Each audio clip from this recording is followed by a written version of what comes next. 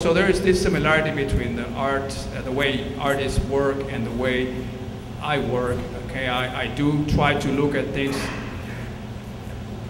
Elegance. Elegance is very important for me also.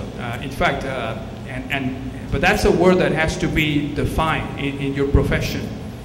And it goes beyond mathematics.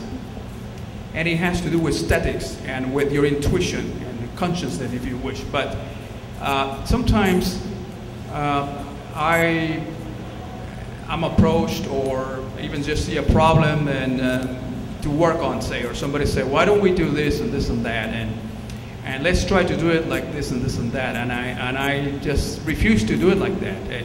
Not because it's ugly, but because it doesn't have a certain level of simplicity and elegance to it. So there's that element of beauty. Now, for theoretical physicists, it's not the same as mathematics, because in mathematics you can have all kinds of different notions of beauty. The theoretical physicist has to you have to confront nature. That's very, very important. So the elegance that we have to develop is the elegance that has to describe nature. And it takes years and years to fine-tune to that. And the greatest physicists, Einstein, Richard Feynman, and Pauli was mentioned here, and Steven Weinberg, Austin, Stephen Hawking, those people are up there. They know how to see physics like that.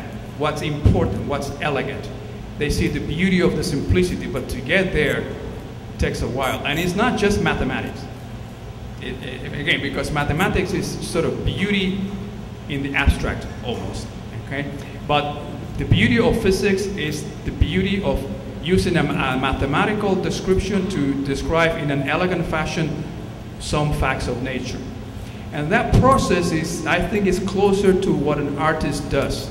You know, I mean, talking about, are we trying to see mathematics in the drawings or paintings, right? Or the other way around, etc., etc.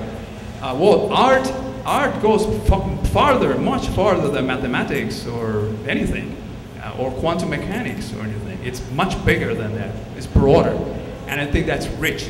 It's great that it's connecting or trying to connect with science and quantum. It's fabulous. That's fantastic. But art is free. I mean, who cares? I mean, you should do art because you like it. And if you like something or you don't like it, that's all fine. I mean, for me, that's art.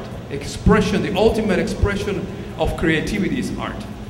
And I think, for me, to some extent, so in other words, if you see something very symmetric, say a perfect sphere, I mean, that's the most symmetric thing you can think of. You rotate a sphere in any which way you want, and you still see a sphere. That's incredibly symmetric. That's beautiful. That's pure mathematics. That may represent some form of art or whatever. But that may not be the thing that you care most about or you like most about. Maybe you want to stretch it a little or something, and that has its own beauty. And that's the beauty that the artist feels. And the artist feels in that moment that they're creating that. Well, nature is like that too. Nature has her own beauty. And that beauty is the one that we have to be in tune with theoretical physicists. And for me, that goes beyond mathematics. That's more like the art that I see here. You know, these strange connections that are not obvious to connect and so forth. So I see a very deep connection between the form, the way artists work and the way we theoretical physicists work. But for us, the main criterion is we have to connect with the world. But we are just trained to do that. Once you're trained to do that, then who has the most elegant solution to a problem? The simplest. You know, that's a thing of beauty. That's a thing of intuition. That's a thing of art, in my opinion. Thank you.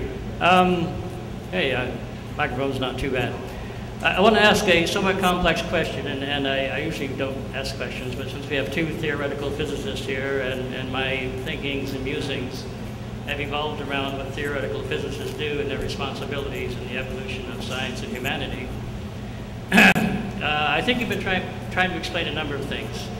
You brought up the concept of mathematics and how mathematics is the foundation of the studies that is done in physics that help us to understand our world in ways that we can't see it.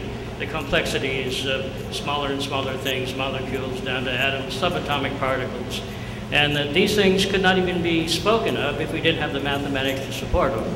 And you also brought up the fact that mathematicians think up new complexities in the way numbers can be worked together and grouped together, and the way that you can manipulate certain groups within subsets of certain other groups. They think up things that are extraordinarily beautiful, but they have no meaning for. And then as